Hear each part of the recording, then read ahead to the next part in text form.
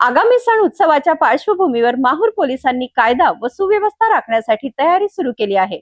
शहरात विविध ठिकाणी दंगा काबू नियंत्रण पथकाचे प्रात्यक्षिक सादर करण्यात आले. या प्रात्यक्षिकाला नागरिकांनी मोठी उपस्थिती लावली. नांदेड जिल्ह्यातील श्री क्षेत्र माहूर येथे आगामी सण उत्सव शांततेत आणि सलोख्याच्या वातावरणात पार पाडावेत, यासाठी माहूर पोलिसांनी दंगा काबू नियंत्रण पथकाचे प्रात्यक्षिक सादर केले.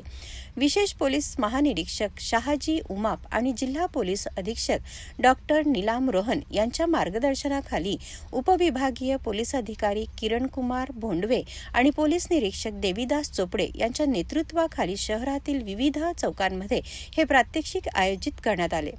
छत्रपती शिवाजी महाराज चौकात झालेल्या प्रात्यक्षिकाला नागरिकांनी मोठ्या संख्येने उपस्थित राहून पोलिसांच्या तयारीची माहिती घेतली. माहूर हे सर्वधर्मीयांचे श्रद्धास्थान असून येथे वर्षभर यात्रा, धार्मिक कार्यक्रम आणि विविध मिरवणुका आयोजित केल्या जातात. आगामी सण उत्सवाच्या काळात कोणताही अनुचित प्रकार घडू नये आणि सामाजिक सलोखा कायम राहावा, यासाठी पोलिसांनी ही पूर्व तयारी केली आहे.